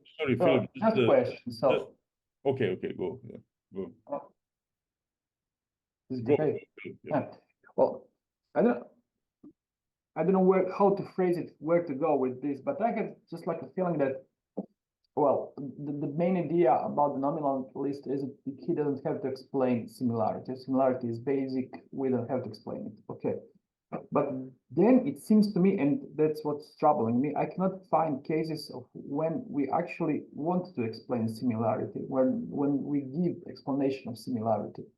And so if we can find such a case, it seems to me then that what the realist, the one who claims that universals exist, can say, okay, so why do you accept that a case of analysis of similarity in one instance, but you do not want to accept the case of analysis of similarity when you're dealing with properties?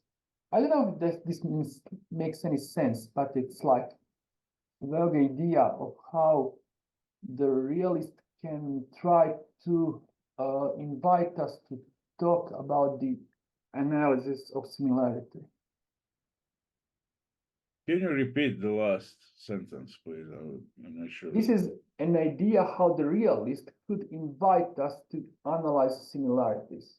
So he could perhaps say, look, in some cases we have to analyze similarities. Why don't you want to analyze similarities when we're talking about color or properties in general? I don't know if this makes sense, but it's like perhaps a way for the realist to I don't know what would be the appropriate context. Say that there are two, I don't know, two women, two men, and they resemble. Do they? You're not sure whether they do or do not resemble, whether they are similar or not. And then you are going feature by feature. Do they have a long nose? Do they have a narrow eye? Do they have ears or something? Maybe in that case, you would have analysis of similarity. Maybe that would be the, or this car is actually, design of this car is actually a copy of some other car. And then I'm showing you the picture, so well you see the lines and the back and the fender and so on. So in these cases, we would be analyzing similarity. I'd like to say, look, what your argument against the realist says is basically that we do not have to analyze similarities. But that's something that we in fact often do. And if we often do that, then we should also give an answer to why a red house is similar to a red drop of blood. Maybe in some context that might be relevant. I don't know.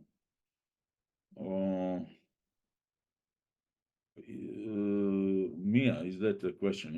Yeah. No, well, well, now that I'm thinking about it, why wouldn't we say that,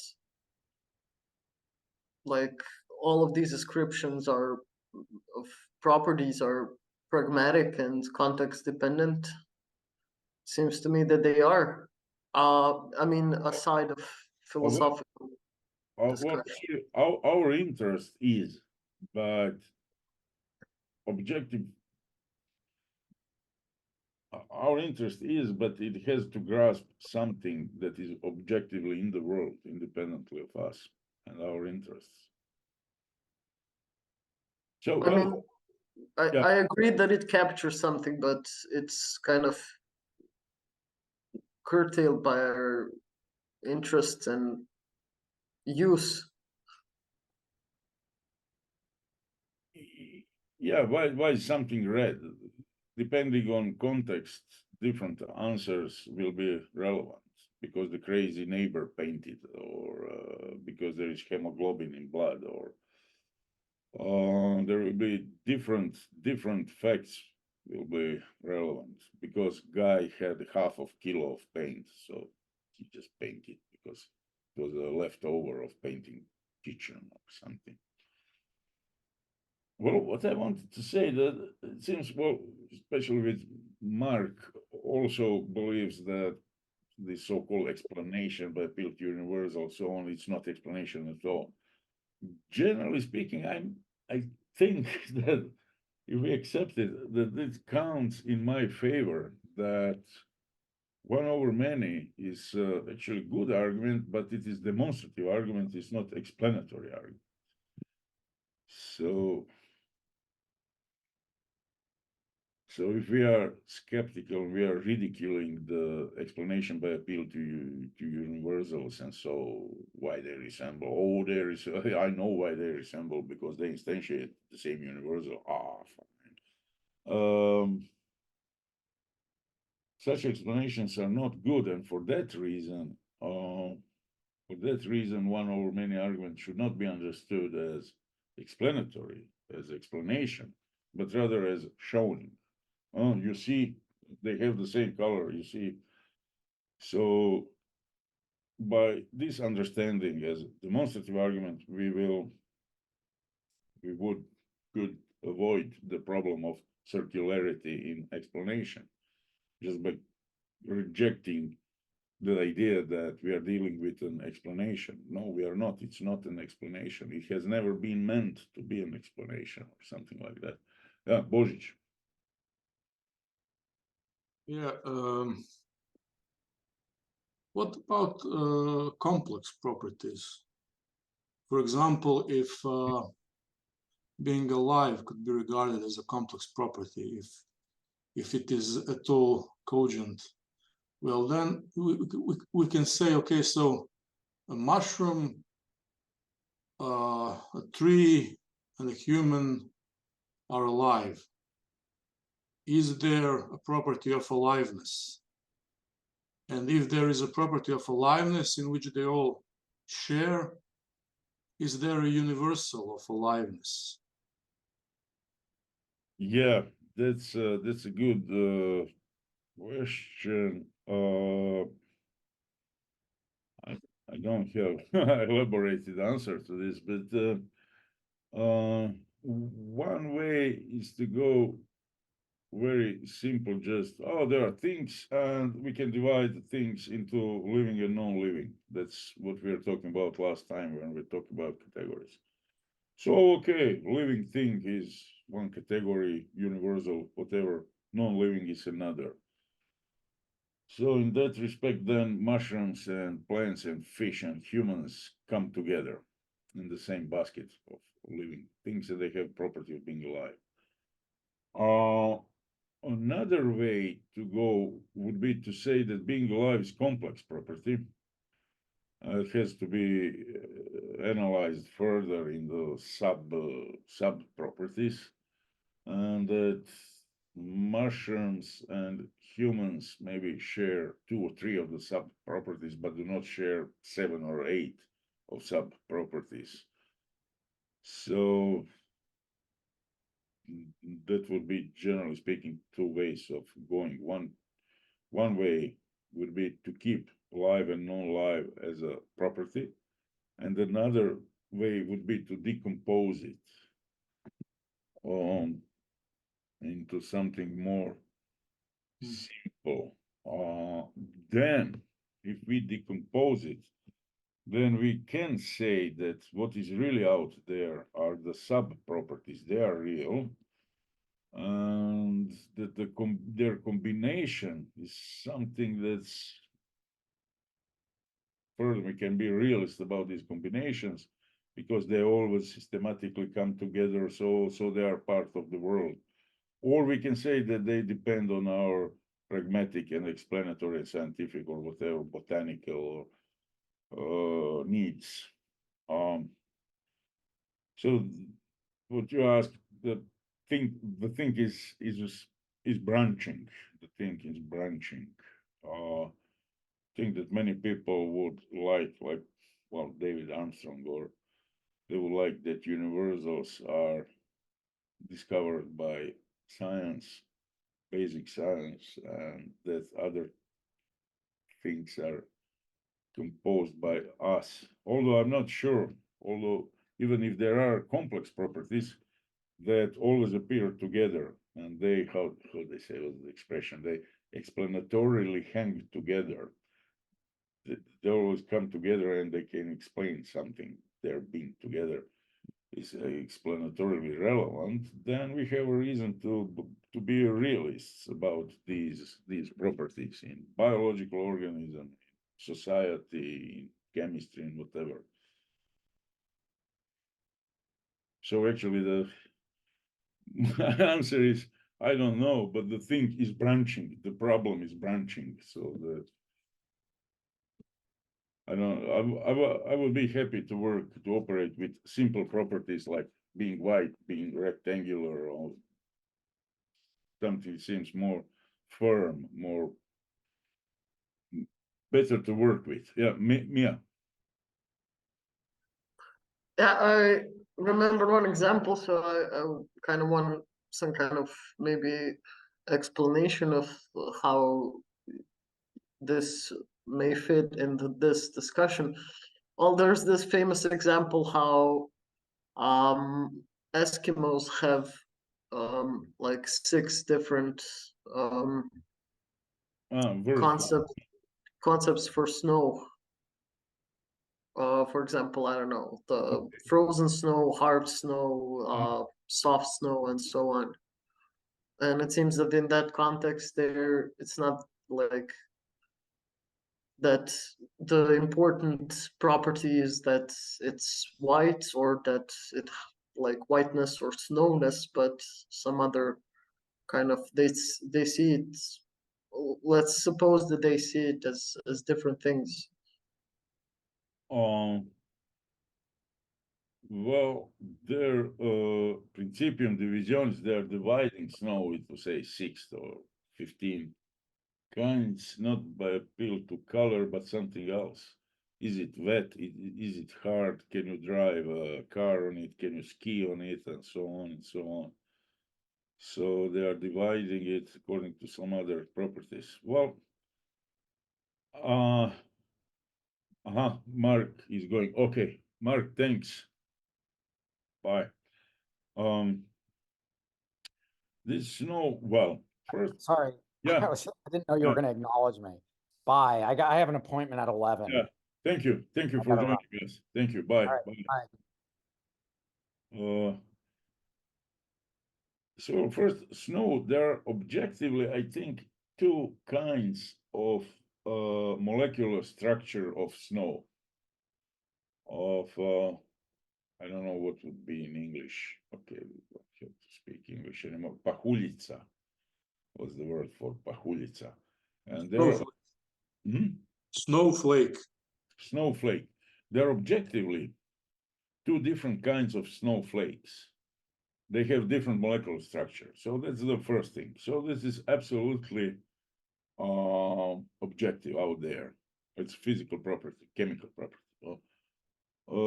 And people can feel the difference between these 2 kinds of snowflakes, whether they melt on when they drop on you or they don't or something. Then further, whether the snow is good for driving car or for skiing or something, that will be also objective properties. Now, people who live in mountains, they do have, even here in Gorski Kotar, in Lika, they do have a couple of words for snow, for different kinds of snow. Or people who are skiing, they differentiate between couple kinds of snow, whether it's good for skiing or not. So now, how would that be relevant for our talk this evening, whether they are universals? So, well, if there are 2 kinds of snowflakes, I would say that they are universals, definitely. Or if there is a there's dry snow or wet snow and so on. Are they properties? Are these things properties? Are they universals? I don't know what to say. They would be kind of border cases, in my opinion. Partly they depend on our pragmatics, but partly they are out there in the world. Maybe it depends just on the question of how fine-grained we want to be.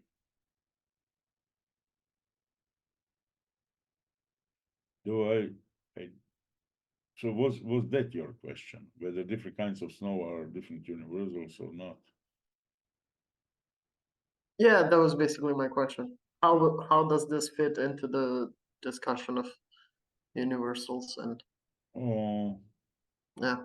Yeah, I don't know, maybe we should go case by case. I don't have generally good answer, but or say being dry and being wet. They're just instances of properties being dry and being wet. So there is no special property, wet snow. There is property being snow, and there is a property being wet. and then they come together. So we are combining some kind of combination theory of universal systems. Yeah, Mattia. We can't because we'll put it on YouTube. So if somebody in China is interested in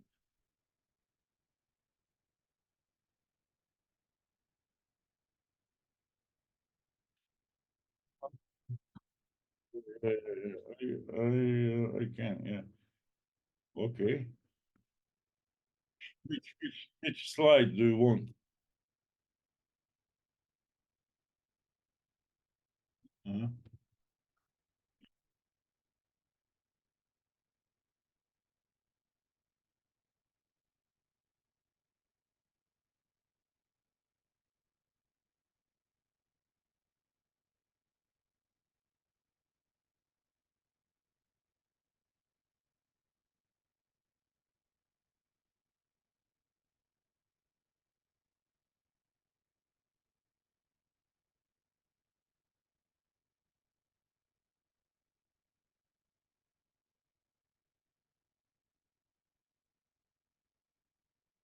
Scientific.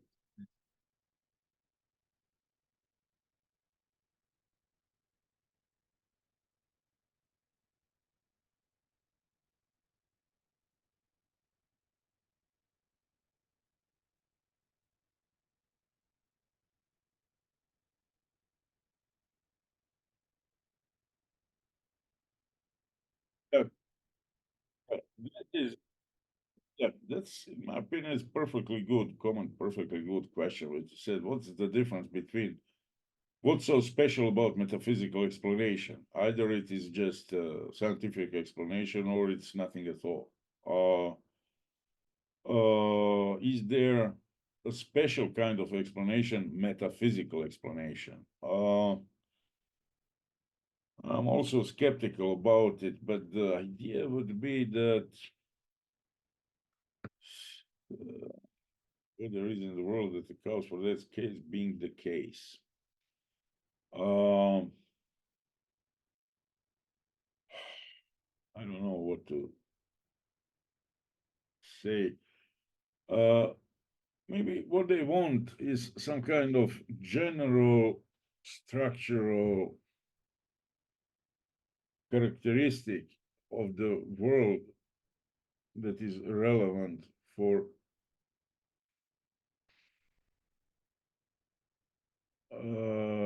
that. Though I'm afraid that the difference will be only rhetorical in the end. So, in metaphysics, we are explaining how something is possible, while in science, we are explaining why something the case. I don't see any good way to explain the difference. I'm also worried about this thing, that there is a special kind of metaphysical explanation. Maybe that we are appealing to ontological categories or something. I don't know what could count as a good example. Maybe say somebody said that I don't know. Maybe for instance, sorry, say this process ontology. Say that mountains and humans and rivers are better seen as processes than as things. So if we take that perspective, if we take a look at the mountain as a process, millions of years of geological processes, we will have a better explanation, better understanding of many facts about the mountain. So maybe this will be metaphysical explanation. Say you are wondering about something in some mountain, and then geologists are trying to explain. Okay, they partly do, but finally comes the philosopher and says, well, look, you are wrong because you are viewing the mountain as a thing. You should look at it as a process. And then you say, okay, yeah, now I understand something. So maybe that would be kind of metaphysical explanation. Or I heard a discussion between two physicists here in Rijeka, whether electron is particle or not. One claimed ultimately that electron is property, that's not a thing. So maybe such thing, its property is not thing, its process is not thing. Maybe something like that would be for metaphysical explanation. Here, explanation in case of one over many would be rather semantical, I would say. How come that these two papers have the same color? Oh, well, you know, because they are universals. Maybe in some context say that somebody can be wrong, in some contexts, somebody can count, somebody can talk about universals and count and explain as if they're particulars. And then say, no, look, you are wrong. Colors are universals, they are not particulars. Or this might be the good case. Can we put a man in the computer, says he's very ill physically, can we put his mind into computer so that he continues to live in the computer? And then ontologists comes and say, no, you could do it only if humans were universals, but humans are not universals, they are particulars, therefore you cannot do it, or something like that. So, sorry, Andrei was raising hand. Yes, I mean, I did not have any additional question. I just wanted to give some comments which might help clarify that issue which Mattia raised between the issue between scientific and metaphysical explanations. Of course, any explanation which explains some phenomena by appealing to their underlying microstructure are typically considered to be metaphysical explanations. And of course, there are many metaphysical explanations in science. And in the literature on the subject, I mean, many living explanations in science are typically considered to be hybrid in nature. They are partly metaphysical and partly scientific. And so where to draw the exact line, I do not know, but there are some kind of clues as to how to distinguish the two types of explanations. I mean, in the case of metaphysical explanation, what does the explaining, the explanans, is always considered to be more fundamental than the thing explained. So if you explain something in terms of its microstructure, the microstructure is considered to be more fundamental and responsible for the phenomenological appearance of the thing. So if you the metaphysical explanations is always regarded as connecting different levels of reality. That is not the case with scientific explanation. Scientific explanation can connect different layers of reality, but it need not do so. It can be flat. It can simply explain one phenomenon by appealing to some other phenomenon at the same level of reality, whatever that should mean. And the typical example of scientific explanations are causal explanations, of course, and causal explanations do not count as metaphysical explanations. In the case of metaphysical explanations, it is usually considered that the explanandum and the explanans are simultaneous. While in the case of a causal explanation, as an example of a scientific explanation, the cause typically precedes its effect. So there is something like so there is a difference in time, which is not present in the case of the metaphysical explanation. So I mean, here are simply some clues as to how to differentiate the two. And the interesting question with regard to metaphysical explanations in science is, if you have in some viable physical theory, if you have an explanation which is combined, which is partly metaphysical and partly scientific, can you separate the two parts? And what is it that connects them? And are there any links between the metaphysical and the scientific explanations. I mean, here these are the issues which are being widely discussed in the current literature. I mean, these are just simply clues. Yeah. That was just, yeah, that was just.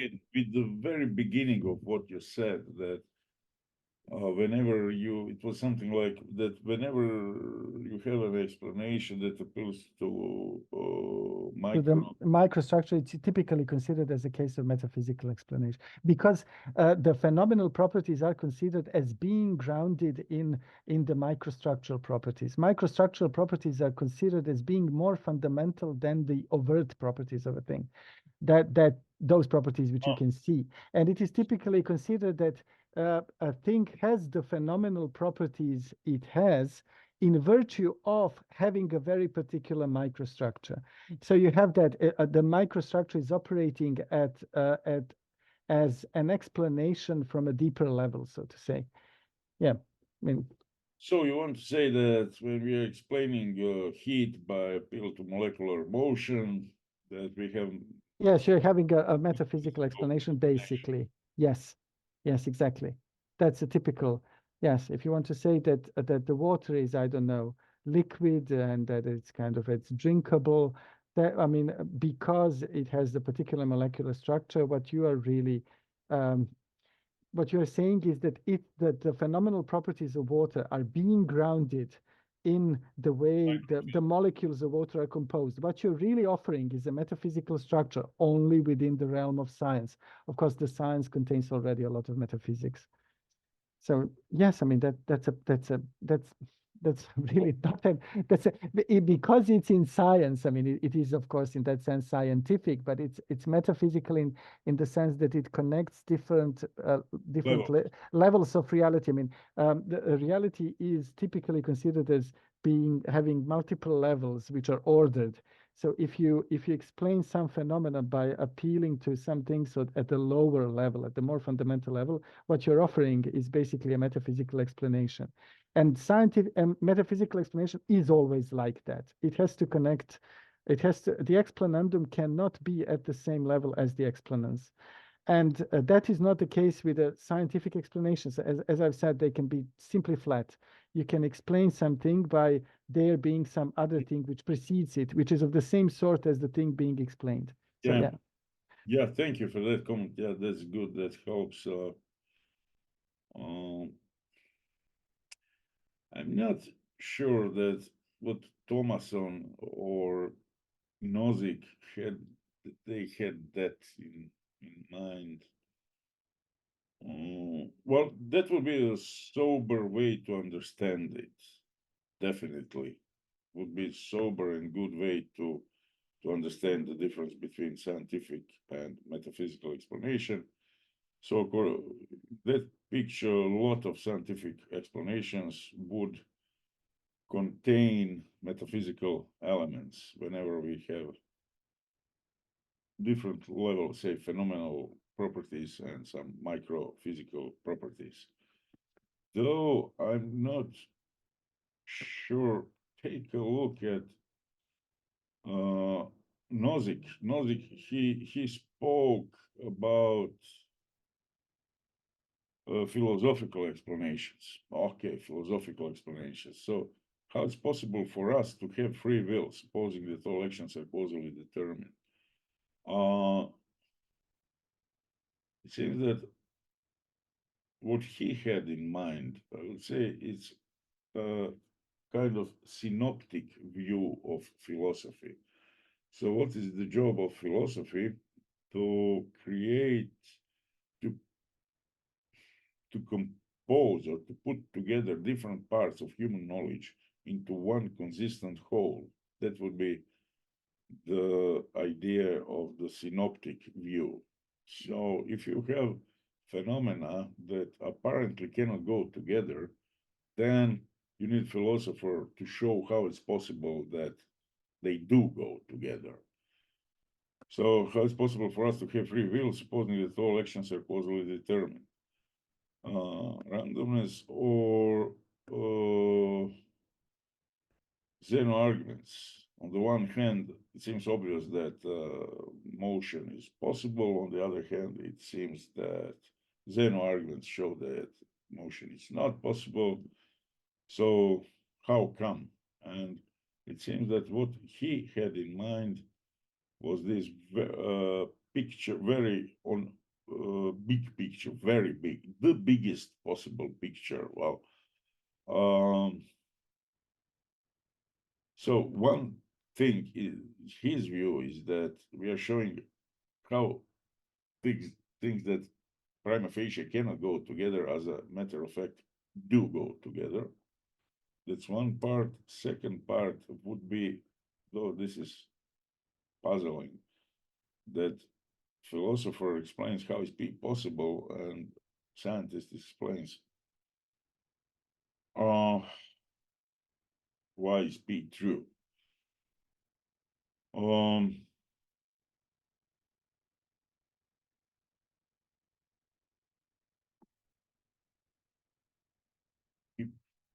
Because he puts forth only existential quantum says that there is something or other, some process or other that satisfies certain general structural conditions and so yields P. That this might include what you said, different levels, say, I don't know, phenomenal properties and microphysical properties.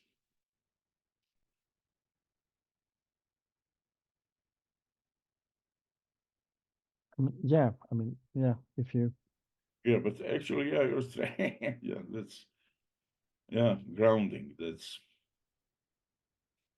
popular now.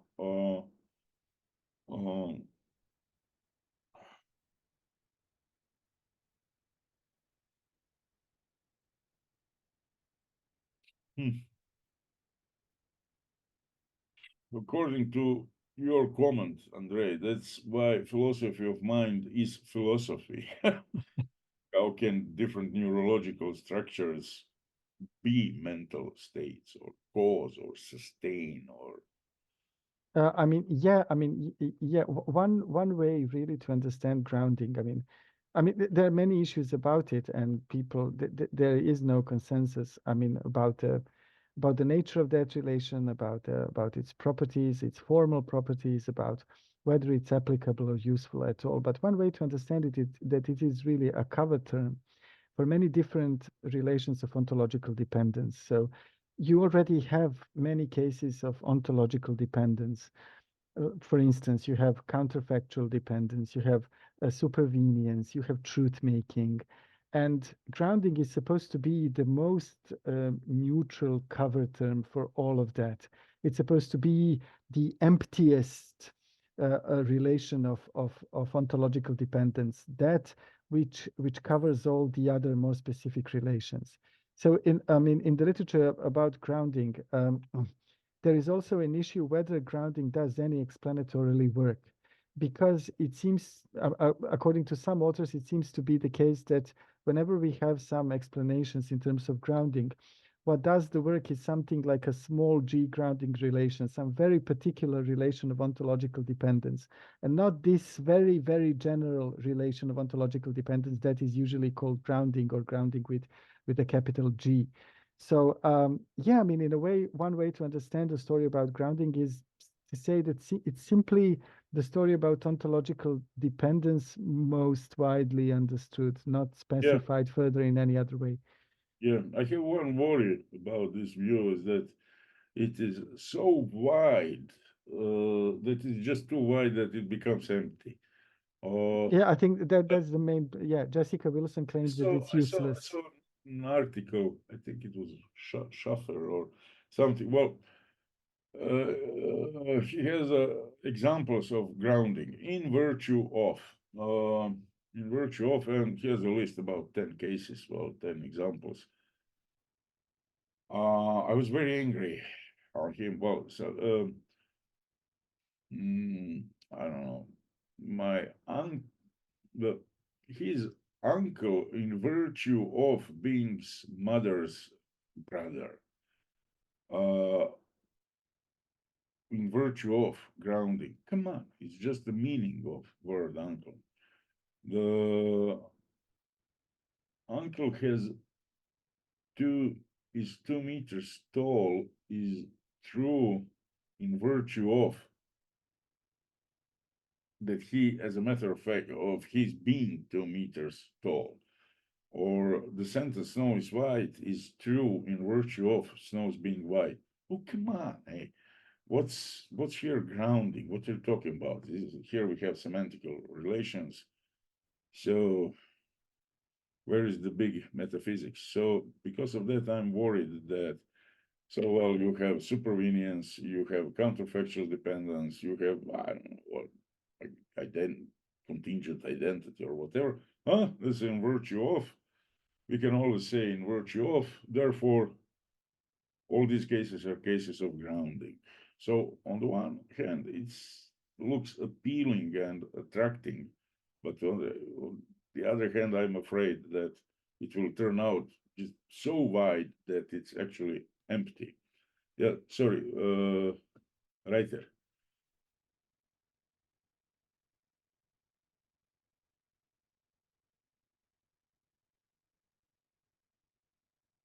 Yes, of course.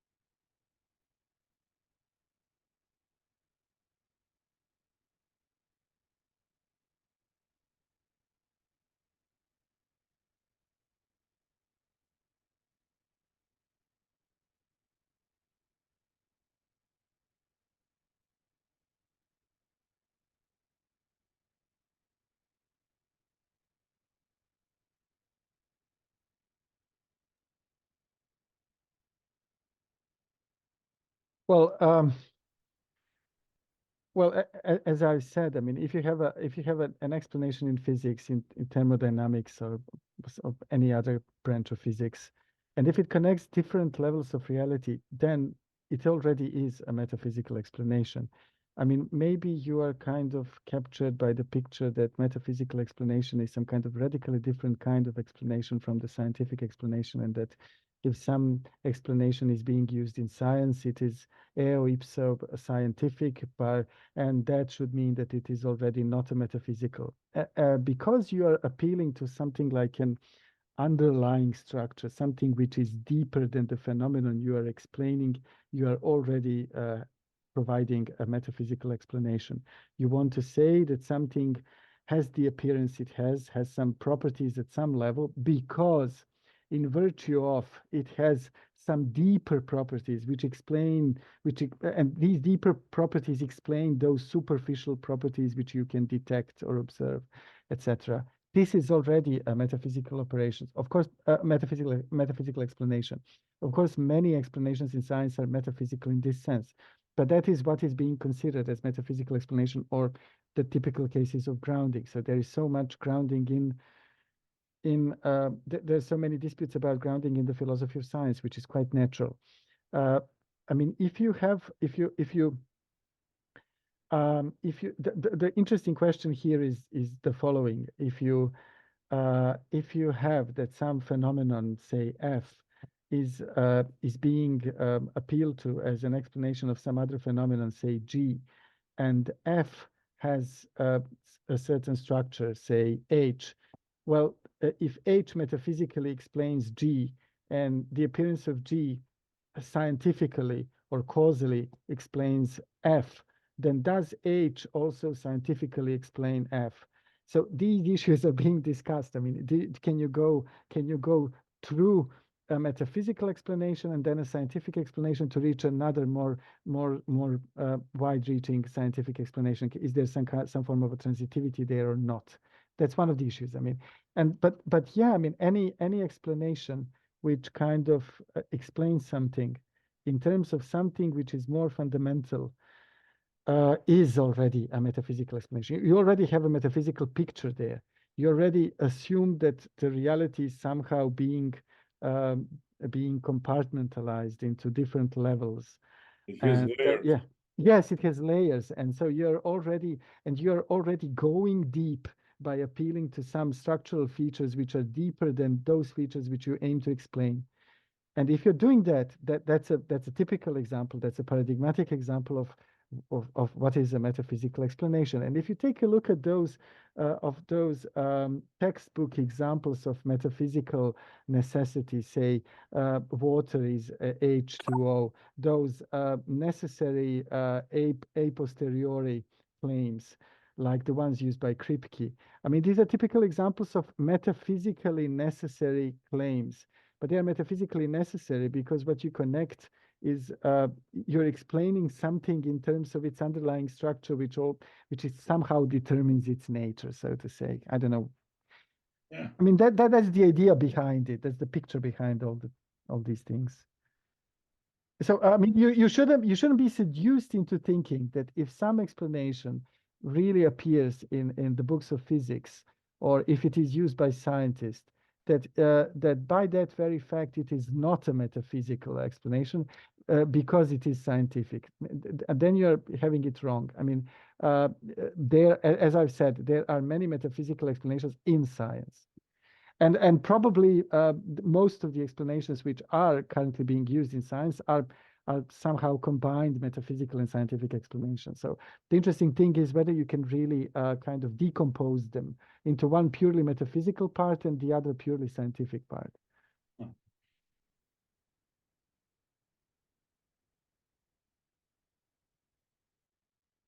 Yeah, that's a good way to answer the question. What's the difference between metaphysical and scientific? Well, metaphysical is already contained in many scientific explanations.